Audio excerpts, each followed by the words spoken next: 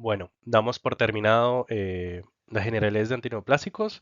Ahora sí vamos a empezar a ver fármaco por fármaco de acuerdo a su mecanismo de acción. Vamos a ver los más representativos de cada uno y vamos a empezar entonces por los agentes alquilantes.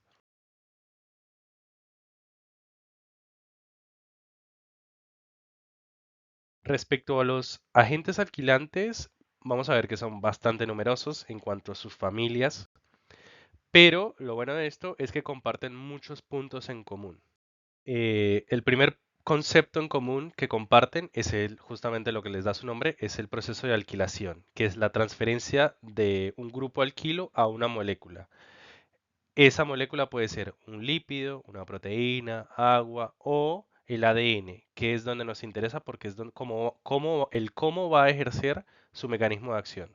Ahora detallando un poco el cómo se da este proceso, tenemos que dejar en claro que el agente alquilante, luego de metabolizarse, que ya vamos a ver que todos en general son prodrogas, se comporta como un electrófilo, es decir, un aceptador de protones. Y estas otras moléculas, que como ya dije puede ser bastante, pero la que nos interesa es el ADN, pueden actuar como neutrófilos, es decir, un dador de electrones. Esta interacción, esta reacción química, es la que produce esta unión covalente y la que lo hace unirse al ADN, que es el efecto que quiero lograr. En general, lo que se ve en la mayoría de los agentes alquilantes es que el nitrógeno 7 de la guanina es el que mayor está implicado en su mecanismo de acción y es el que es más sensible a esta alquilación. Ahora, ¿por qué les dije que nos interesaba que se tuviera esta unión covalente en el ADN? Por un lado tenemos esta fragmentación del ADN. Cuando las enzimas de reparación tratan de hacer su trabajo, ven, o sea, leen estas bases alquiladas, las interpretan erróneamente y fragmentan el ADN. Otra consecuencia de la alquilación del ADN es que entre dos bases de ADN alquilado haya una formación de un puente cruzado y esto me impida la separación del ADN, que sabemos que es crucial para la síntesis y transcripción del ADN. Y también, si uno lo piensa que, digamos, se pueden formar nucleótidos disparejos porque estas bases creadas pueden seguir reaccionando con otras bases y me van a terminar dando una lectura errónea y si no se corrige, se puede dar una mutación permanente. Estos tres mecanismos, principalmente la fragmentación del ADN y la formación de puente cruzado, lo que me va a conllevar es a una detención del ciclo celular y a una falla en la reparación del ADN, que todas estas dos vías me van a culminar en la apoptosis celular, que es el mecanismo de acción y el efecto antitumoral. Ahora vamos a detallar algunos puntos en común que tienen los alquilantes.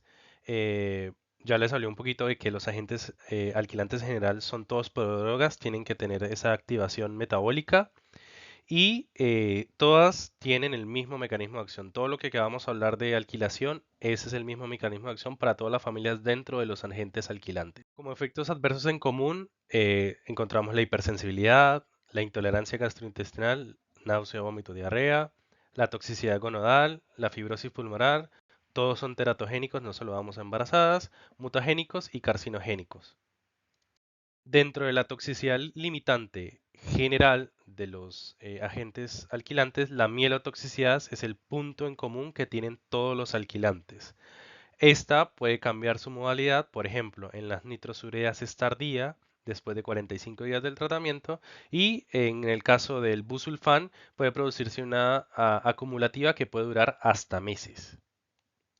La contraindicación absoluta que comparten los agentes alquilantes es la mielosupresión severa y la hipersensibilidad. Y luego tenemos este concepto de nuevo de resistencia, que si se acuerdan yo les comenté que si uno piensa un poco en el mecanismo de acción que vimos que es esta alquilación del ADN, que fragmentaba, que involucraba enzimas reparadoras de ADN, podemos pensar en las posibles estrategias que tenga esta célula tumoral para impedir ese efecto citotóxico. Entonces, una mayor capacidad de reparación de las células de ADN por una mayor expresión o actividad de estas enzimas de reparación puede ser, o es, mejor dicho, una estrategia para disminuir la actividad de estos antitumorales, así como también una disminución del transporte celular del fármaco alquilante o un aumento o la expresión de la actividad del glutatión que puede conjugar al agente alquilante y obviamente impedir su acción. Ahora empezamos a ver familia por familia. Vamos a empezar por las mostazas nitrogenadas, donde uno de los fármacos más importantes y más preguntados es la ciclofosfamida y tenemos como su hermano menor la ifosfamida. Dentro de sus principales indicaciones encontramos linfomas no Hodgkin, otras enfermedades malignas linfoides, cáncer de mama, ovario y también tiene un uso como inmunomodulador. Bueno, vamos a hablar ahora entonces de las características farmacocinéticas de la ciclofosfamida. Vemos que a nivel de la absorción tiene una buena absorción por vía oral, también se puede dar por vía intravenosa. Eh, la ciclofosfamida en sí tiene una baja distribución en los tejidos, pero sus metabolitos, al todo lo contrario, tienen una alta distribución. En cuanto a su metabolismo es hepático por la vía del citocromo. Tiene dos metabolitos importantes, la hidroxiciclofosfamida y la aldofosfamida. La aldofosfamida es la que hace el efecto antitumoral y su excreción es renal. Y para terminar tenemos este metabolito tóxico que es la acroleína, que es un metabolito que escapa, digamos, a la reacción enzimática que inactiva a la aldofosfamida, o sea, me limita, digamos, su efecto, y es uno de los es el causante de la toxicidad limitante más característica de la ciclofosfamida, y acá, de nuevo, lo vimos cuando vimos el concepto de rescate, tiene un rescate específico que es el mesna, que es un compuesto sulfídrico que reacciona con la acroleína en la vía urinaria, que ya vamos a ver qué es lo que nos produce. Siguiendo entonces con las toxicidades limitantes particulares de la ciclofosfamida, tenemos que en común está la mielotoxicidad, que dejamos claro que la tienen en común todos los agentes alquilantes, y tenemos esta toxicidad particular que es la cistitis hemorrágica por el metabolito tóxico acroleína. Entonces, ¿qué estrategias puedo tener para evitar esta cistitis hemorrágica por acroleína? Por un lado, ya hablamos del MESNA, que es el rescate específico de esta cistitis hemorrágica producida por la acroleína. También, como estamos a nivel de las vías urinarias, podemos hidratar y aumentar la diuresis del paciente para que disminuya el riesgo. Y también es de buena práctica, obviamente, hacerle un control riguroso de la función renal.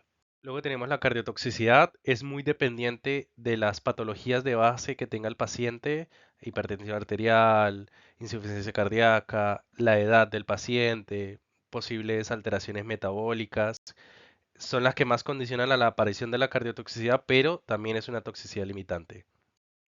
Y por último, la ifosfamida tiene todas estas toxicidades limitantes, la cistitis hemorrágica también, por acroleína también, porque es un análogo de ciclofosfamida, pero aparte tiene un efecto tóxico a nivel del sistema nervioso central cuando se da en dosis altas y una, digamos, posible terapia de rescate o algo que está documentado que se usa para disminuir este riesgo a nivel del sistema nervioso central es el azul de metileno.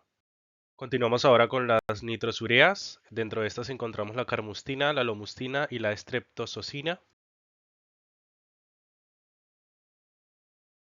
Vamos a detallar entonces en este caso la farmacocinética de la carmustina. Vemos que es inestable en solución acuosa y se administra por vía intravenosa. Es un agente irritante. A nivel de su distribución atraviesa la barrera hematoencefálica en más del 50% y también en leche materna. Tiene una alta unión a proteína plasmática. Su metabolismo es hepático y sus metabolitos son activos, de nuevo, concepto de prodroga. A nivel renal se excreta al 70% entre las primeras 96 horas y un 10% como dióxido de carbono en los pulmones. Como particularidades de este grupo de fármacos, comparten todos sus efectos adversos en común. A nivel agudo, prima lo gastrointestinal, el malestar gastrointestinal.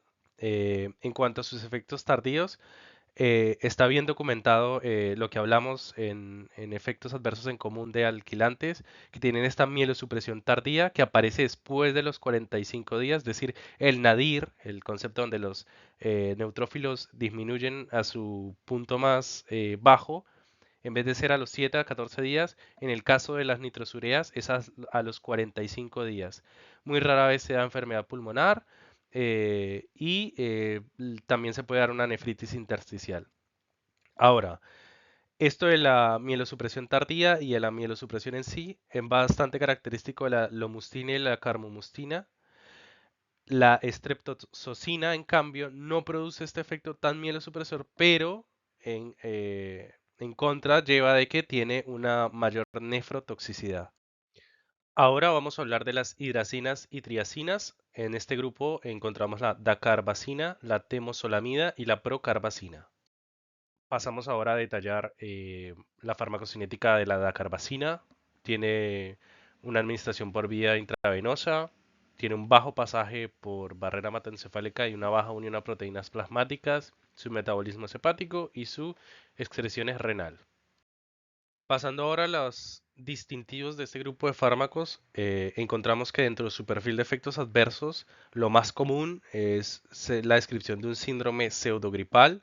En cuanto a sus efectos adversos un poco más graves, como la toxicidad hepática, enrojecimiento facial, neurotoxicidad o reacciones dermatológicas, tienden a ser efectos adversos mucho menos comunes. Pasando ahora a la temosolamida, que tiene una distinción a nivel del perfil farmacocinético, donde, a diferencia de la dacarbazina, sí posee una vía de administración oral y una muy buena biodisponibilidad de casi el 100%, y también tiene un muy buen pasaje por la barrera hematoencefálica. Esto le confiere una indicación extra que no posee, por ejemplo, la dacarbazina, que es para tumores a nivel del sistema nervioso central, como lo es el glioblastoma multiforme.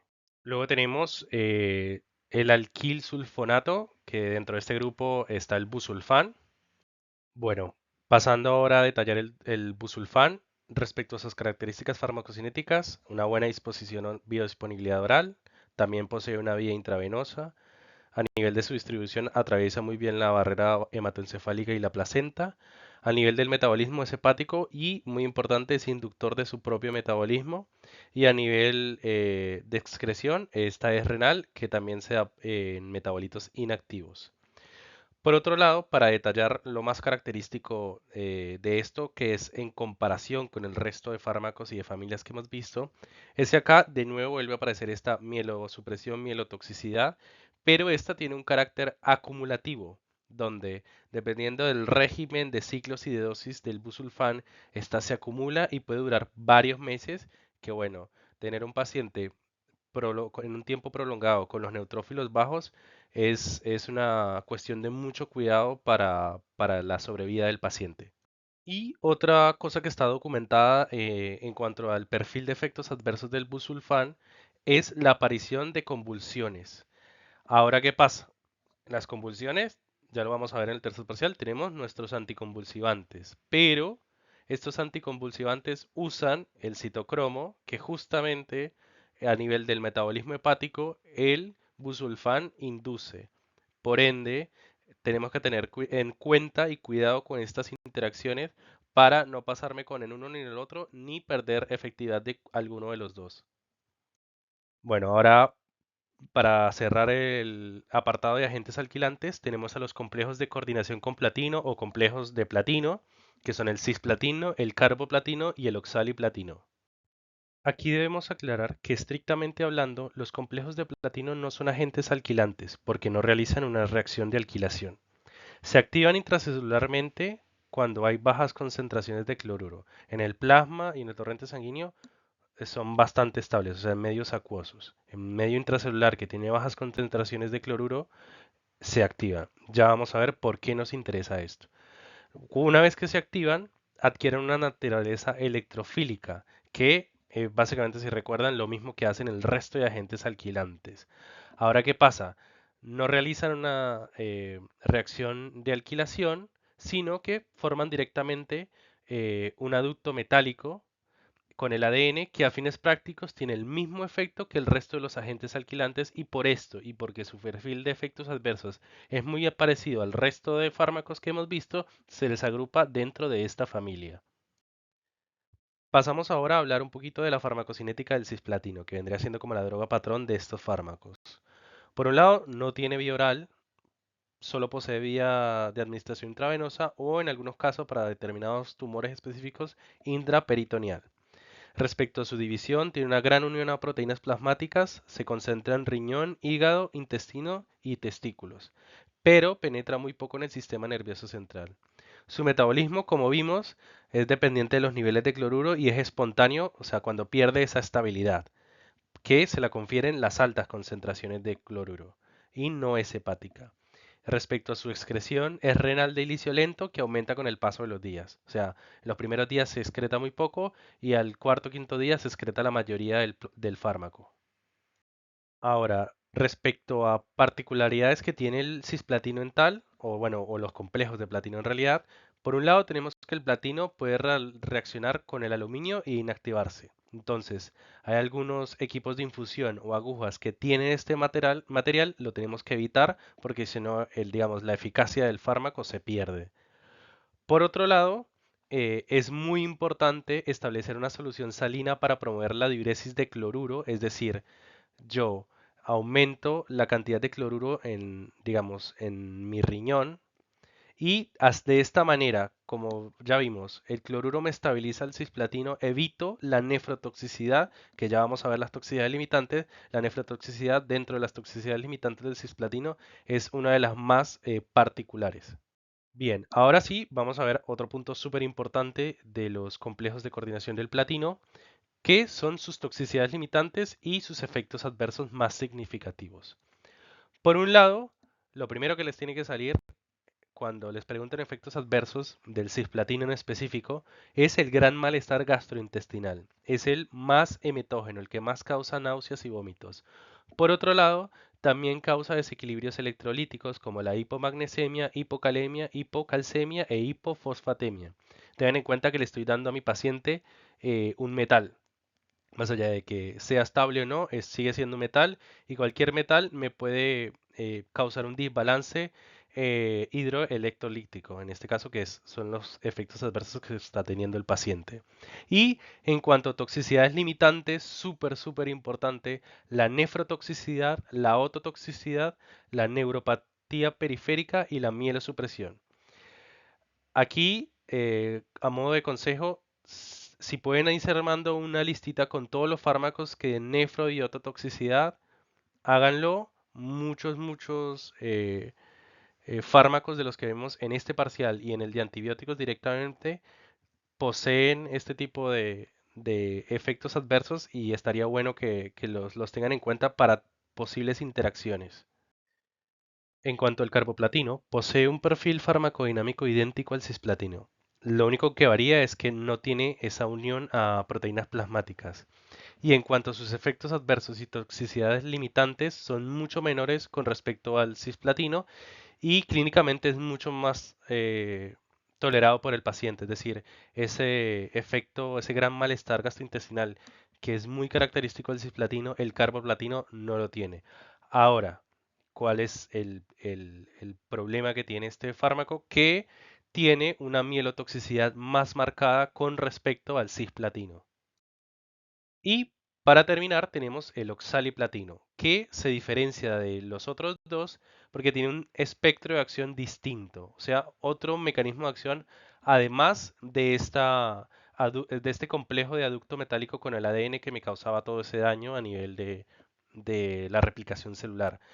También actúa a nivel de la timidilato sintasa. Esto lo que le confiere es que puede actuar en otros tipos de cánceres a los cuales el carboplatino y el cisplatino no pueden afectar, como lo son el cáncer colorectal y el gástrico. También, en cuanto a su toxicidad limitante, este no tiene ni tanta nefro, ni ototoxicidad, ni mielotoxicidad, pero lo que sí tiene es una neuropatía periférica mucho más marcada con respecto a los otros dos fármacos. Ahora, como para cerrar un poquito estos conceptos y el por qué es importante conocerlos, no solamente estos ejemplos que voy a dar a nivel de los platinos, sino a nivel de todo el resto de fármacos que hemos hablado y que vamos a hablar, es pensar un poquito de cómo estas toxicidades me pueden hacer cambiar un tratamiento en un paciente. Por ejemplo, si es un paciente neurológico que tiene ya una enfermedad, una neuropatía periférica ya establecida, no le voy a dar el oxaliplatino, le voy a dar el cisplatino. Y lo mismo, si tengo un paciente con insuficiencia renal, no me sirve darle el cisplatino porque justamente tiene esa toxicidad limitante. Más allá que, de nuevo, son este tipo de cosas que parecen obvias, pero esa es la utilidad clínica que le damos a estos datos farmacológicos.